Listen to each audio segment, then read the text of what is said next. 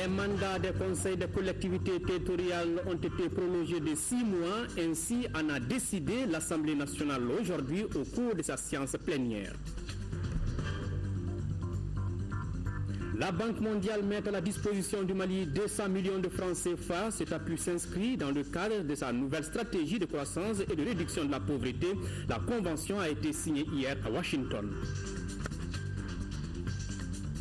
Joliba AC Hearts of Oak du Ghana, c'est l'une des affiches phares des 8e de finale de la Coupe CAF qui se joue ce vendredi. Voilà pour les titres. Mesdames, Messieurs, bonsoir et bienvenue dans la grande édition du soir. 24 heures après la tenue de la 17e conférence des chefs d'État et de gouvernement du SILS à Bamako, on en parle encore ce soir. Le nouveau président en exercice de l'organisation, Ibrahim Boubacar Keïta, a remercié ses homologues pour leur confiance et s'est engagé à consolider les acquis et à améliorer la gouvernance au sein de l'organisation commune. Retour sur la cérémonie de clôture de cette rencontre de haut niveau avec Bourama Traoré. Le président tchadien Idriss Déby Itno remet le faillon à son homologue malien. C'est l'image forte de la 17e conférence des chefs d'État et de gouvernement du comité permanent inter-État de lutte contre la sécheresse au Sahel. Ibrahim Boubacar Keïta devient du coup le nouveau président en exercice du SILS. Mon cher frère, à de pareilles circonstances, lorsqu'il s'agit d'un illustre visionnaire et d'un homme engagé comme vous, il est plus convenable de dire « Je ne vais pas vous remplacer, je vais vous succéder. »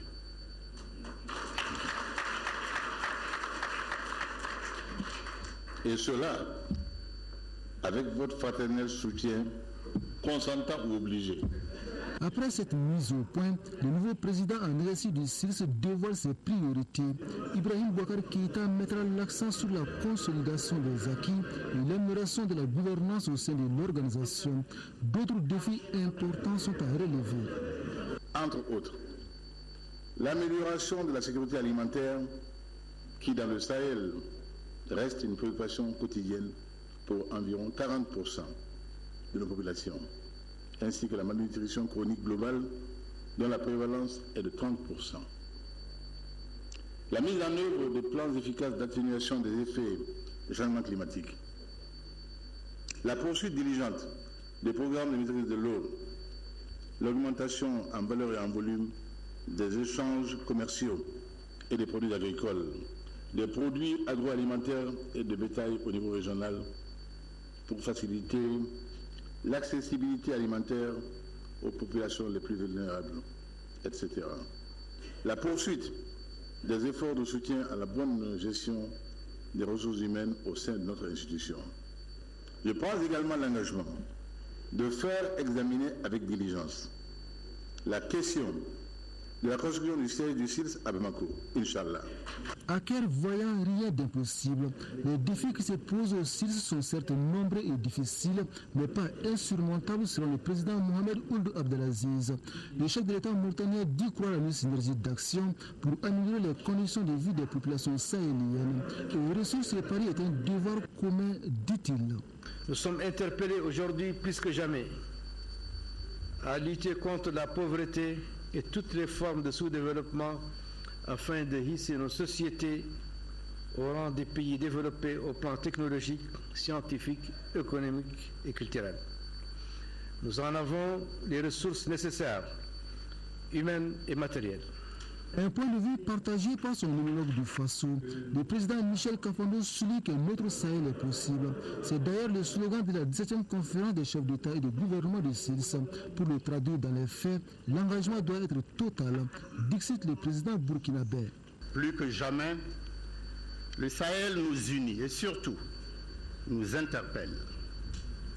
Plus forte sera notre volonté politique à aller de l'avant, mieux nous apporterons des réponses adéquates aux attentes pressantes en matière de développement de nos pays respectifs. La prochaine conférence des chefs d'État et de gouvernement du SILS se tiendra à Nouakchott en Mauritanie en 2017. Oui, Bourama Traoré, cette rencontre n'a pas occulté la dégradation de la situation sécuritaire au Sahel. Celle du Mali a été largement évoquée par le président de la République. Ibrahim Boubacar Keïta a fait la genèse des négociations d'Alger et fait cas du paraphe du projet d'accord. Occasion pour lui de tendre une fois de plus la main à ses frères afin qu'ils s'inscrivent dans la logique de la paix sur l'alternative pour le développement. Bourama Traoré. Au-delà du défi économique et social, le Sahel connaît un sérieux problème de sécurité. Du banditisme au trafic de drogue en passant par le terrorisme, la liste est longue. La 17e conférence des chefs d'État et de gouvernement de SILS ne pouvait ne pas aborder la problématique. De façon particulière, la dégradation de la situation sécuritaire au Mali. Devant ses homologues, le président de la République est revenu sur l'accord pour la paix et la réconciliation, un document qui a été paraphé par le gouvernement le 1er mars 2015. De cette date à aujourd'hui, beaucoup de patience, en espérant, et nous espérons toujours, que nos frères arrêteront d'écouter des sirènes qui ne leur veulent pas de bien, qui ne nous veulent pas de bien, qui nous voudraient toujours diviser. Pour quelle fin? Il serait temps que nous le comprenions. Pendant ce temps, des femmes, des enfants, des vieillards souffrent. Que l'on s'oublie un peu dans ces affaires-là. Que l'on pense un peu à l'avenir. Que l'on pense un peu à ce que l'on croit défendre. L'accord d'Alger est un bon compromis pour trouver une solution durable à la crise du Nord, selon le président Ibrahim Boubacar Keïta. Même s'il reconnaît les chefs de l'État, le texte comporte des insuffisances. Personne n'a dit que l'accord était parfait. Personne. D'abord, pas le gouvernement du Mali. Nous avons 12 pages d'amendements qui portent sur tous les points. Mais nous sommes hommes responsables. Il est bon, il est séant, il est convenable que lorsque l'on négocie, l'on comprenne le terme, le sens profond du terme négocier. Je donne, tu donnes. Nous avançons intelligemment. Je ne t'impose pas. Nous nous comprenons, parce que l'objectif, c'est la compréhension mutuelle. Donc, il y a des compromis. Pas de compromission, mais des compromis. Doit-on continuer un combat sans issue? S'interroge le président de la République, pour qui les lignes rouges, notamment l'intégrité territoriale du Mali et la forme républicaine de l'État, sont infranchissables. Nous sommes un peuple de métissage. Il n'y a aucune famille dans le nord du Mali, dans la zone nomade, pastorale, qui n'ait sa correspondante sur la bande fluviale. Des échanges de tout temps entre le sel de Taoudini, le sorgho de la bande fluviale et parfois l'or. Tel a toujours été le Mali et tel demeurera le Mali. Pays de partage fraternel, convivial, et l'on voudrait changer cela. L'on voudrait que nous soyons ce que nous ne sommes pas.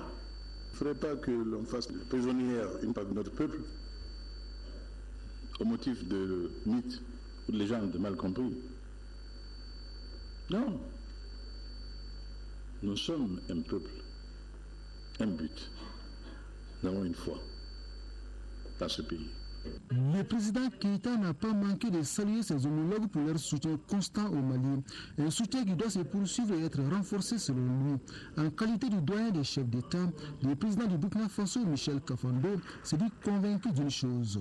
Sous la claire vision et le leadership du président Ibeka, le Mali restera debout, un et indivisible. L'heure est donc venue de faire le choix de la paix, car comme dirait l'autre, rien de durable ne peut être construit dans la division.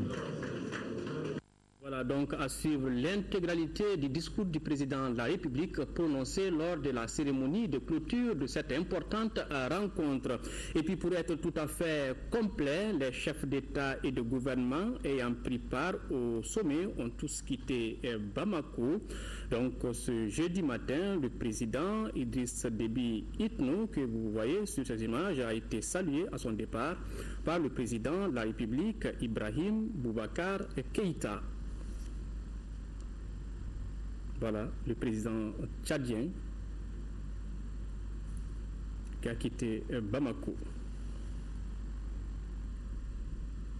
Hier, en début de soirée, le Premier ministre Modibo Keïta et le président de l'Assemblée nationale, Ishaka Sidibé, ont accompagné le président du Conseil de la transition du Burkina Faso, Michel Kafando.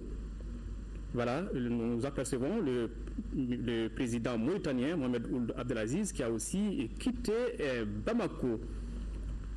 Un peu plus tôt, c'était donc le Premier ministre guinéen, Mohamed Saïd Fofana, lui, qui a regagné Conakry. Voilà, le Premier ministre de la République de Guinée.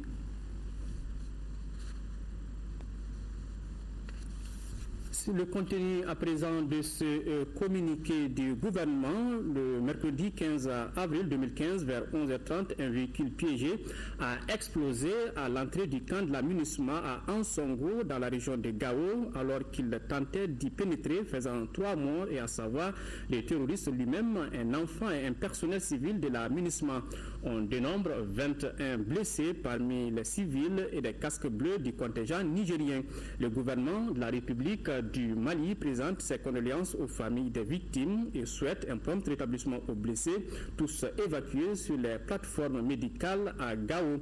Le gouvernement de la République du Mali condamne avec la plus grande fermeté cet acte ignoble et lâche perpétré contre des soldats de la paix et des populations civiles innocentes.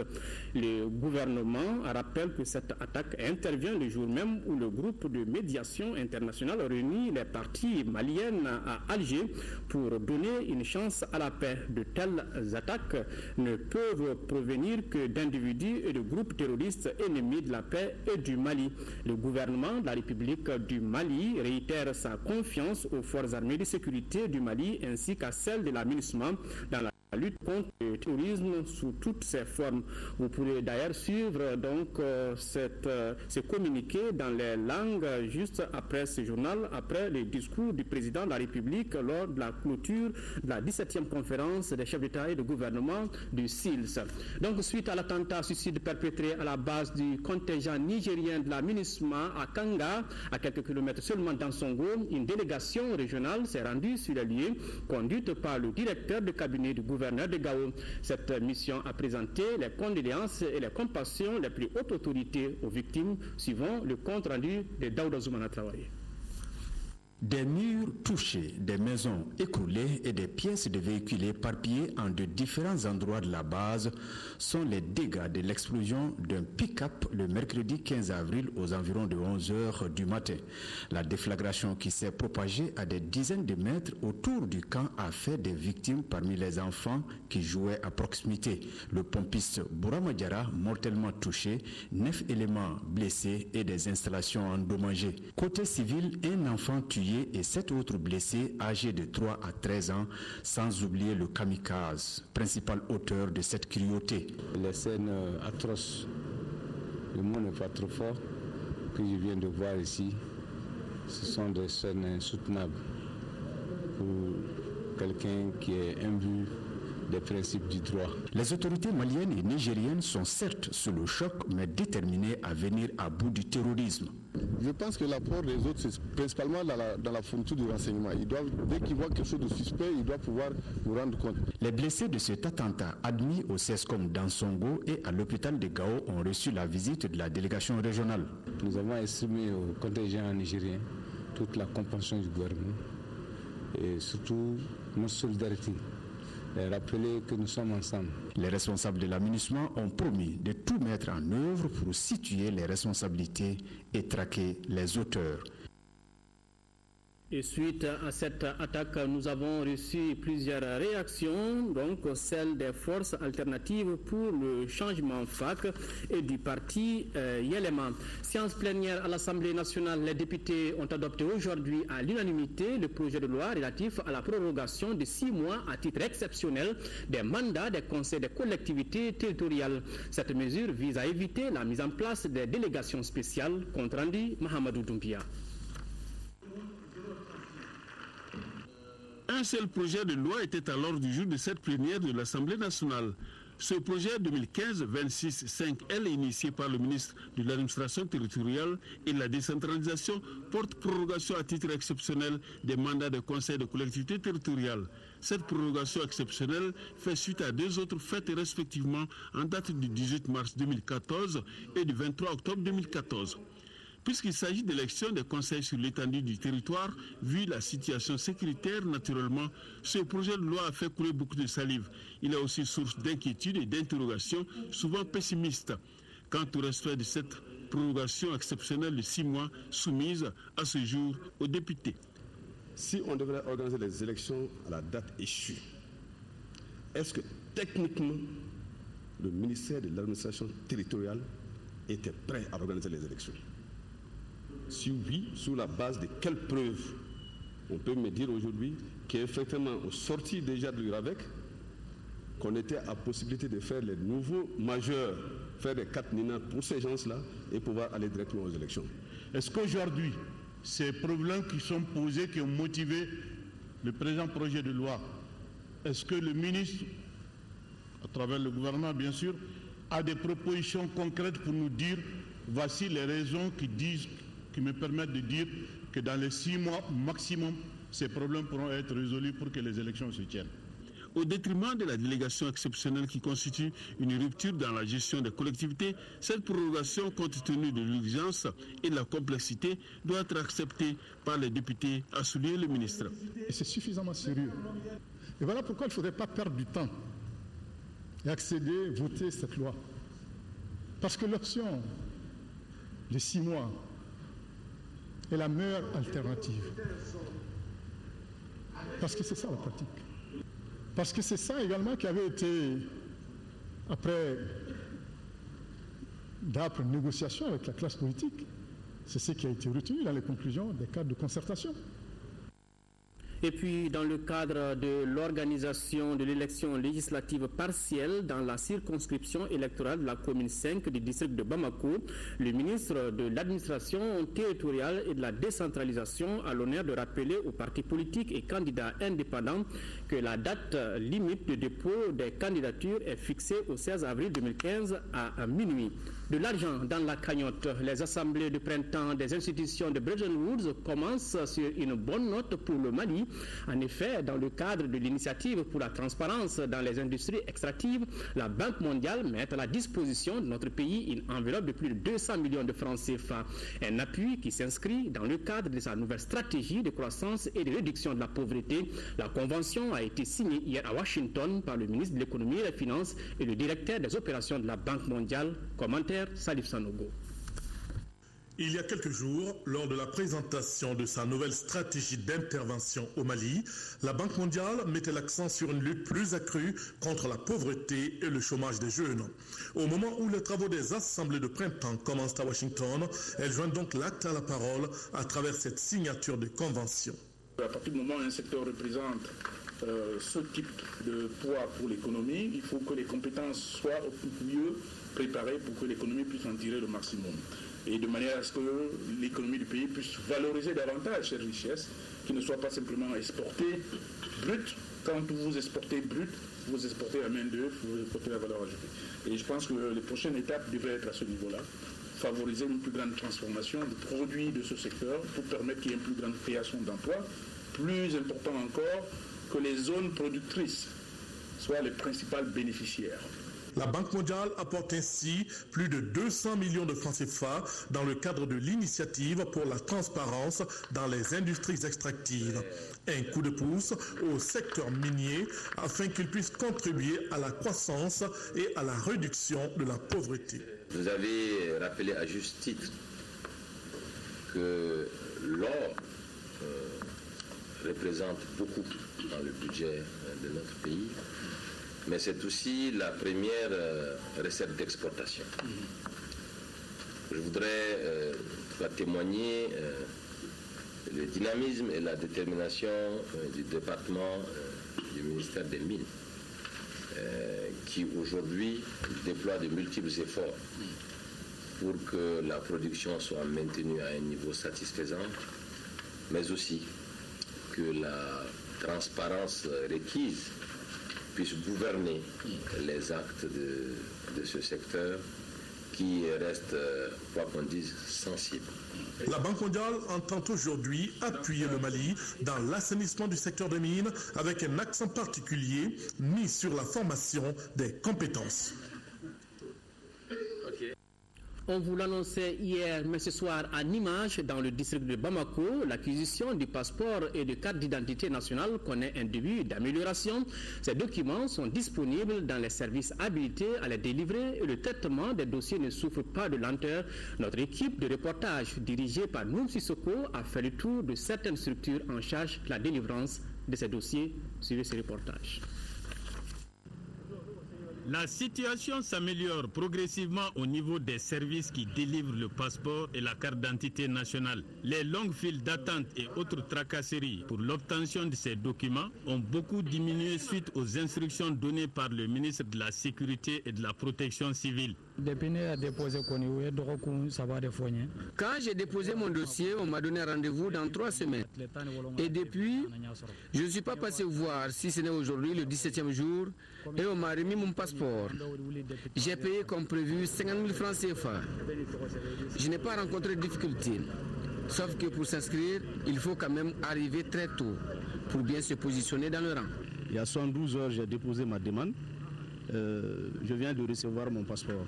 Donc je ne peux pas me plaindre, puisque déjà en 72 heures, quand tu as ton passeport, sans passer par une relation quelconque, je pense que c'est quelque chose de très salutaire.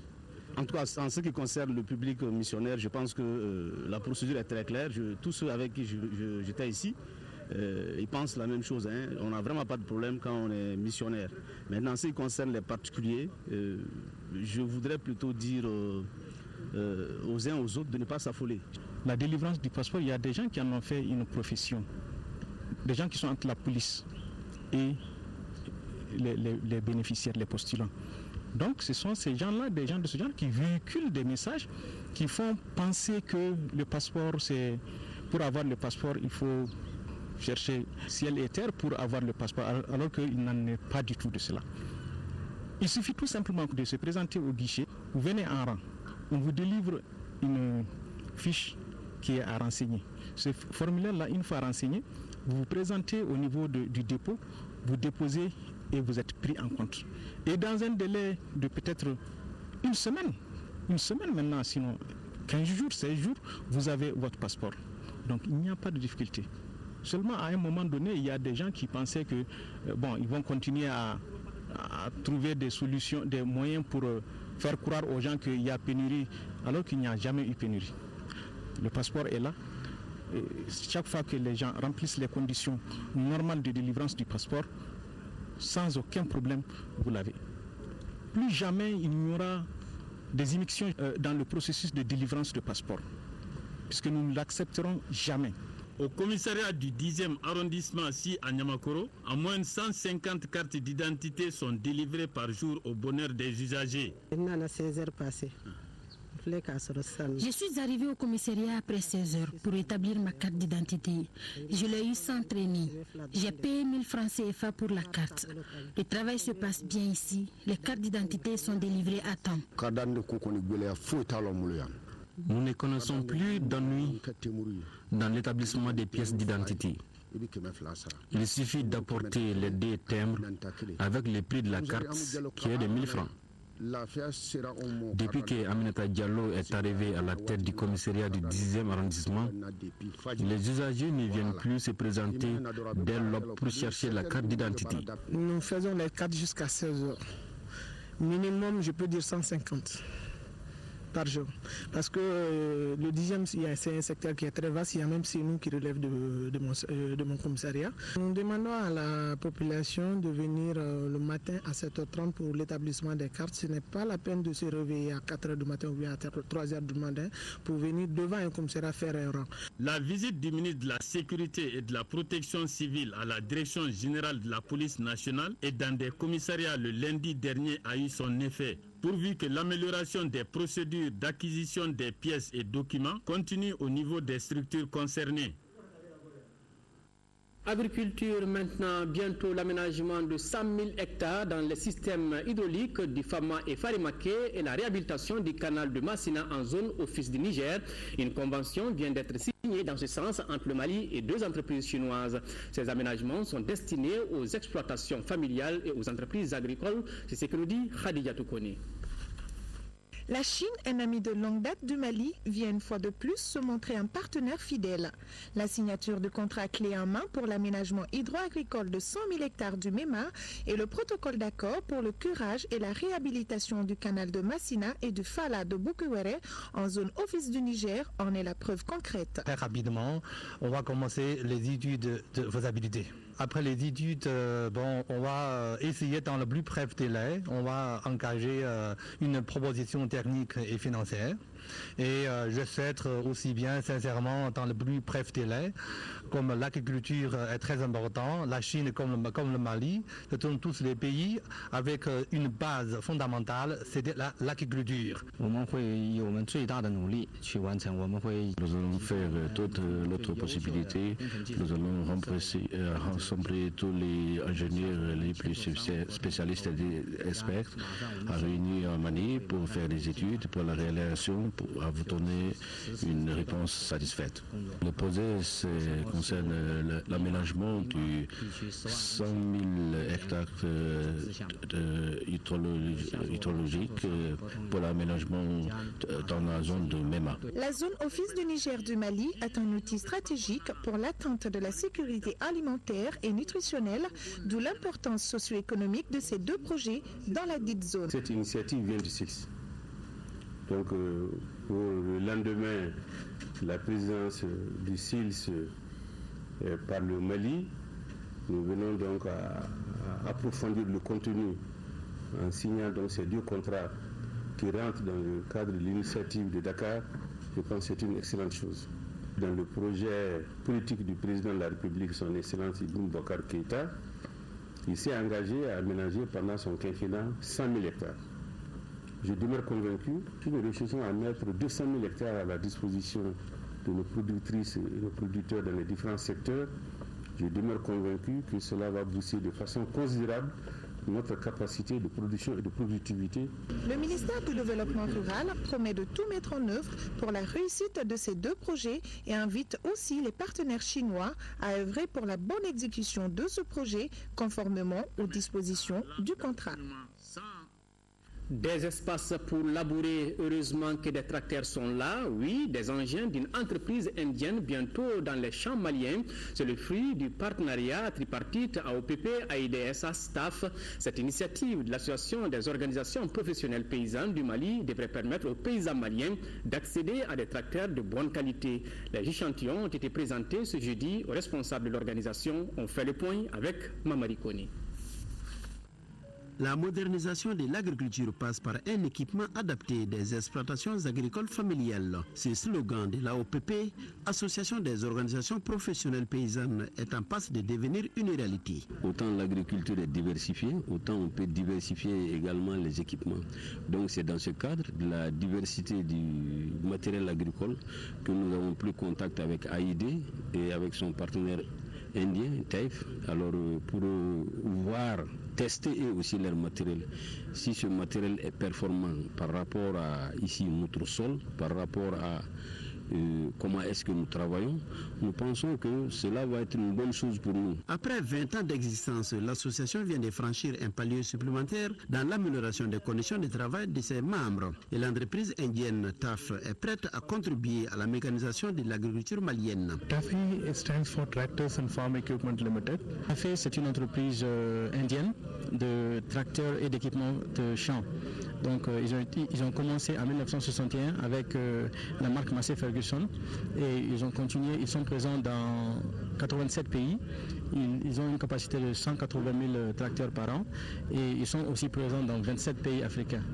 L'Assemblée permanente des chambres d'agriculture du Mali ont salué cette initiative.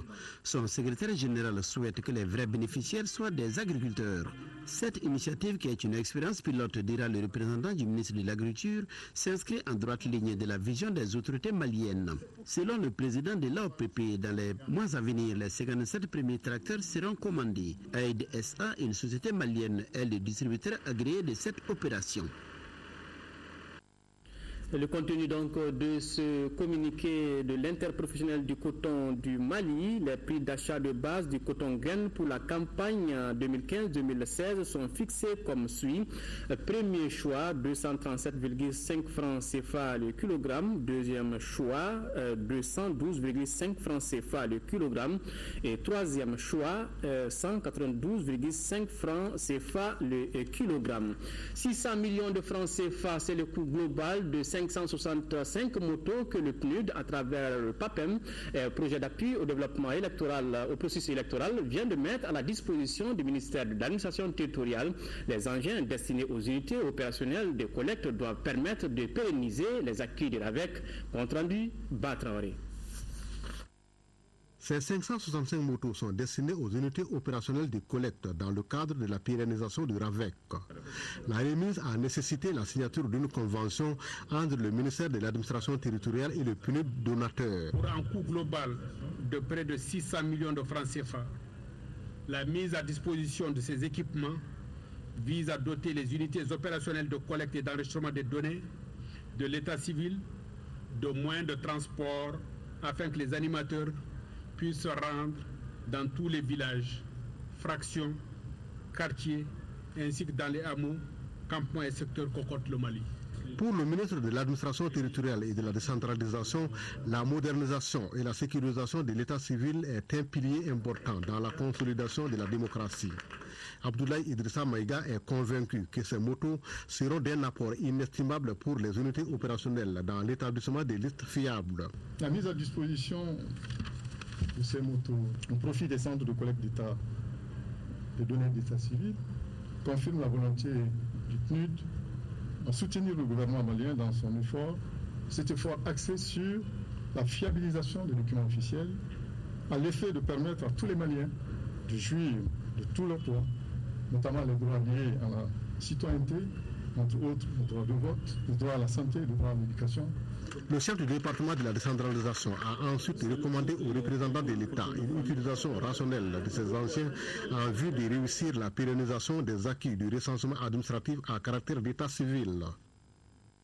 Le médiateur de la République, Baba Akib Aïdara, a participé le 10 avril 2015 à Cotonou avec ses pairs de l'Association des médiateurs des pays membres de l'UEMOA, AMP-UEMOA, à une visite de travail auprès du président de la République du Bénin, présidente en exercice de la conférence des chefs d'État et de gouvernement de l'Union économique et monétaire ouest-africaine. Sur place, les échanges ont porté sur l'organisation courant 2015 à Bamako d'une conférence sur les directives de l'UEMOA, notamment la libre circulation des personnes et des biens et l'harmonisation des frais d'inscription dans les universités publiques des États de l'UEMOA.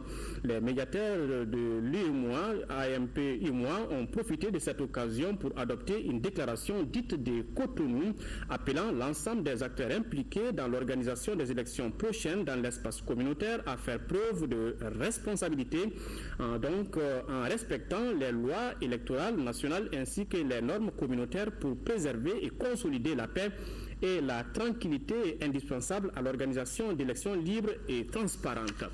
La troisième session de la conférence épiscopale du Mali a pris fin hier à Bamako. Cette session a permis aux évêques du Mali de présenter leur voyage sur Rome et partager la situation de Bikao, université donc de Bamako. Compte rendu, Isaac Thienou. Il s'agit de la troisième et dernière session de l'année pastorale.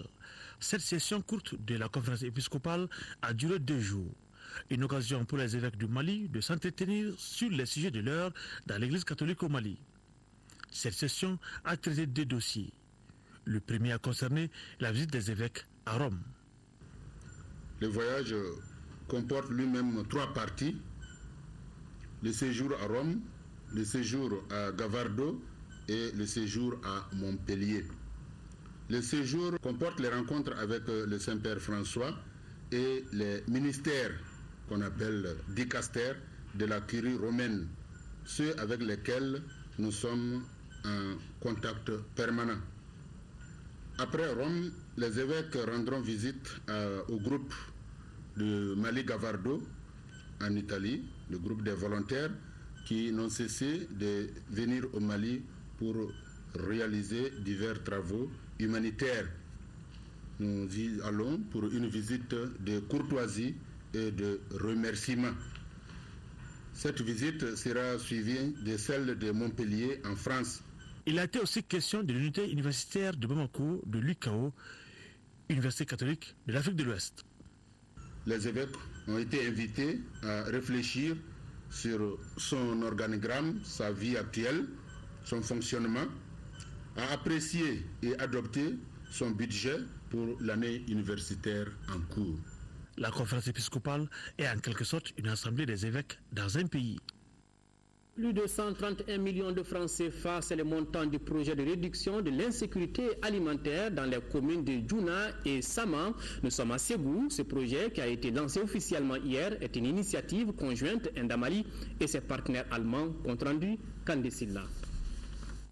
Au total, 21 villages des communes de Djouna et de Samaflala sont concernés par le projet de réduction de l'insécurité alimentaire. Ce projet qui vient d'être lancé à Djouna a une durée de 12 mois et ambitionne de toucher 1000 ménages à travers des activités de maraîchage et la réalisation de 2 étangs piscicoles dans la commune rurale de Samaflala. Son budget est estimé à un peu plus de 131 millions de francs CFA, financé par Endamali et ses partenaires allemands, notamment Aide humanitaire allemande et Caritas. Cette activité va permettre aux 1000 ménages concernés, dont 500 par commune, d'avoir chacun comme revenu 70 000 francs CFA. C'est pour cette raison que nous osons espérer d'ores et déjà que les retombées de cette intervention serviront de manière directe à renforcer la capacité de résilience des bénéficiaires. Pour les autorités communales de 2 localités, ce projet de sécurité alimentaire apporte sans nul doute une bouffée d'oxygène dans la vie des communautés, surtout chez les femmes dont les activités principales se résument au petit commerce. De son côté, l'adjoint au préfet de Ségou invite les communautés à mieux profiter de cette opportunité. À l'adjoint au préfet de saluer ce partenariat entre ENDA et les communautés, un partenariat qui aura permis d'apporter le soutien nécessaire aux communautés du cercle pour surmonter la crise à la fois sécuritaire et alimentaire. L'Ordre des pharmaciens du Mali a procédé au lancement du 16e Forum pharmaceutique international qui se tiendra du 4 au 5 juin prochain à Bamako. Lors de cette rencontre, les participants vont passer au point fin donc les difficultés qui se posent à l'organisation. Compte rendu, Mariam Sagara.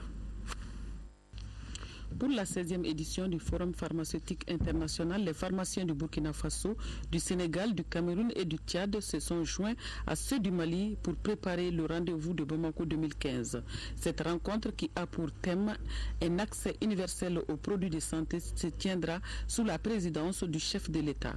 Ce forum offre un cadre approprié d'échange pour les pharmaciens de toutes spécialités, afin de partager les connaissances actualisées nécessaires à l'exercice de la profession. Le forum est également un lieu de débat et de réflexion sur les problèmes, les enjeux qui se posent à la profession, et donc de dégager les perspectives et les solutions pour un rayonnement de la pharmacie sur notre continent. La 16e édition, dans 2 mois à Bamako, va débattre d'un thème combien important: le partenariat public-privé pour un accès universel aux produits de santé. Le produit de santé essentiel pour le pharmacien étant le médicament.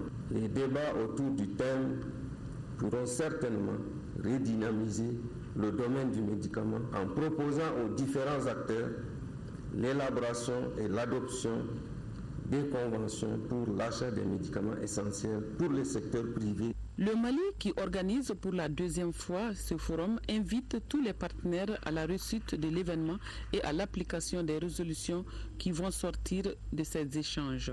L'objectif général du forum est d'offrir un cadre d'échange aux pharmaciens du monde, francophones, lusophones et anglophones. Ce forum permettra en outre aux chercheurs du monde entier d'exposer les résultats de leurs recherches. Les pays africains qui se regroupent pour le forum ont un seul combat, rendre disponibles les médicaments autorisés, c'est-à-dire fiables. L'agence malienne de radioprotection depuis ce matin la 11e session ordinaire de son conseil d'administration. À l'ordre du jour de cette session, l'examen des procès-verbal de la précédente rencontre, le rapport d'activité technique 2014. Les détails, c'est avec Aïssata Saliou Maïga. La mise sous contrôle des 42 nouvelles sources est l'une des activités que l'agence malienne de radioprotection a réalisées au cours de l'année écoulée. Des activités qui ont été menées malgré l'insuffisance de ressources financières. Pour mener ces activités, l'agence a bénéficié d'un budget de 235 millions de francs CFA.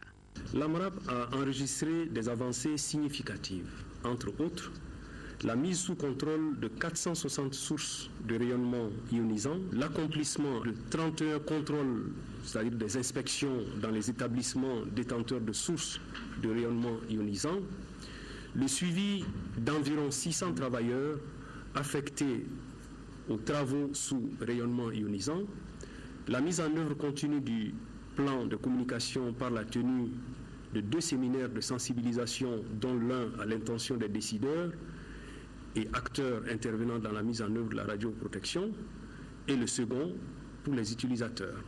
L'agence malienne de radioprotection ambitionne de couvrir toute l'étendue du territoire national en matière de protection contre les rayonnements ionisants. Nous sommes dans un élan de pouvoir couvrir sur l'étendue du territoire toutes les sources et pratiques concernant les rayonnements ionisants.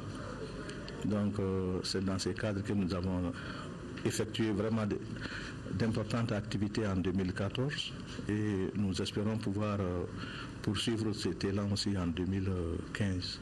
Cette 11e session ordinaire du conseil d'administration de l'AMRAP sera sanctionnée par des recommandations en vue de promouvoir la radioprotection.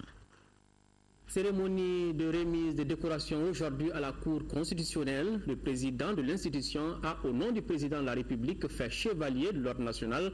3 agents et 5 autres ont reçu la médaille de mérite national avec effigie abeille. Compte rendu, Mamourou Sidibé. 3 travailleurs de la Cour constitutionnelle ont été faits chevaliers de l'ordre national du Mali et 5 ont reçu la médaille de mérite national avec effigie abeille. En plus de ces décorations, 2 autres travailleurs médaillés en 2011 ont reçu aussi leur distinction. Porter une médaille, c'est lourd de conséquences quelque part. Ça veut dire que désormais, nous devons avoir un comportement digne, responsable et exemplaire en tout lieu et en tout temps. À la Cour constitutionnelle, il n'y aura que des médailles méritées, dira Madame le Président. Je dis que ceux qui n'ont pas encore reçu de médailles, ils sont nombreux. Qu'ils fassent en sorte, c'est le mot qu'on a tenu jusqu'à présent, qu'ils améliorent dans le rendement, qu'ils tiennent leur travail au sérieux, parce qu'à la Cour, il n'y aura pas de médailles distribuées. Il y aura des médailles méritées. Auparavant, le grand chancelier des ordres nationaux du Mali avait expliqué les procédures d'attribution de médailles en République du Mali. À Caille, 200 élèves sous-officiers viennent de boucler une formation de 6 mois au certificat d'aptitude technique CAT1 et CAT2 au centre d'instruction de Ségala. Compte rendu, Moriba Keïta. Remise des diplômes, défilés militaires ont été les temps forts de cette cérémonie de sortie des élèves sous-officiers du centre d'instruction de Ségala. Après 6 mois de formation, ces élèves ont reçu leur certificat d'aptitude technique, CAT1 et CAT2. Le CAT1 pour les caporaux et le CAT2 pour les sergents. Je suis satisfait en ce sens d'avoir rempli ma mission. Chapeau aux élèves. L'armée n'aura plus besoin de nul. Je leur ai dit et je le répéterai. Si tu es nul, tu n'auras pas ta place. Donc l'auto-formation surtout. La discipline. L'armée n'ira jamais sans la discipline. Ils ont été disciplinés ici. Qu'ils continuent ainsi dans les unités. On a beaucoup appris durant ces 6 mois. La tactique, topo et l'armement surtout. Le commandant de la 4e région militaire, représentant du chef d'état-major des armées, colonel Sédou Kone, s'est dit comblé. Cette cérémonie m'a déjà comblé, me met en confiance face au nouveau défi qui est la défense de l'intégrité du territoire. Certes, il vient de terminer une formation, mais ça a été dans des conditions difficiles. C'est le lieu pour moi de lancer un appel pour la redynamisation du centre dans le cadre de la formation des jeunes pour que nous ayons encore plus de rentabilité. À rappeler que c'est la 2e vague formée par le centre. Elle est composée de 200 élèves, dont 20 filles. Sport, football, Coupe de la Confédération, le Djoliba AC joue demain contre Heart of Oak du Ghana au compte des 8e de finale aller de la Coupe CAF. Comment les Rouges de Bamako ont préparé cette réception? Élément de réponse avec Aldjou Matina qui a fait un tour au terrain d'entraînement du Djoliba AC. À Hermakona, le difficile début de saison du Djoliba Athletic Club n'est plus qu'un mauvais souvenir. Les Rouges de Bamako vont désormais mieux. Ils enchaînent les victoires et sont dans les meilleures dispositions pour affronter le RSFOC du Ghana. On progresse chaque semaine et on vient de 5 victoires presque d'affilée. Jouer au football, c'est le plus important, et jouer notre jeu et essayer de faire le mieux que possible. Je pense que si on élimine un club comme Petrojet, où que le budget est 100 fois plus haut que celui-là du Djoliba, c'est pas qu'on peut rêver, c'est qu'on peut arriver loin. La confiance retrouvée, les acteurs sont plus que jamais déterminés à maintenir le cap. Et cela passe par un bon résultat ce vendredi contre le club ghanéen. On va la jouer comme on a joué notre première sortie contre les Égyptiens. On n'a pas d'autre objectif que de gagner seulement. La rencontre est très importante pour le club parce que c'est un de nos objectifs principaux pour la saison. J'ai un message très particulier à l'endroit des supporters, c'est-à-dire supporter l'équipe de première à 90e minute dans le plus grand fair play. Le RSFOC, qui a écrit l'une des plus belles pages du football ghanéen, n'est plus à son meilleur niveau. Aux Rouges de Bamako de rester concentrés, appliqués et efficaces devant les buts en vue de prendre une sérieuse option avant le match retour à Accra. Tout à fait, Aldjouma Tina, Djoliba AC Heart of Oak, c'est donc ce vendredi à partir de 17h au stade Omnisport Modibo Keïta. Le lendemain, samedi, le stade malien de Bamako reçoit le tout-puissant Mazembe de la RD Congo en Ligue des Champions. Enfin, dimanche, en Coupe CAF, les 11 créateurs de Nyarera accueillent la SEC Mimosa de Côte d'Ivoire. Avant de nous quitter, nous vous présentons cette publication. Donc, il s'agit donc du premier quotidien en ligne, journaldumali.com, référence de la presse en ligne au Mali qui fait sa amie. Et donc ce journal paraîtra donc chaque jeudi avec cette version imprimée. Il faut rappeler que l'hebdo est un journal gratuit. Voilà, bon vent à journaldumali.com. C'est donc la fin de cette édition au nom de l'ensemble de la rédaction. Merci de votre aimable attention. Autre rendez-vous avec l'actualité demain 10h-13h, une présentation de Amara Malé Diallo. Et pour les éditions du soir, retrouvez Khadija Toukone. Au revoir et qu'Allah bénisse le Mali.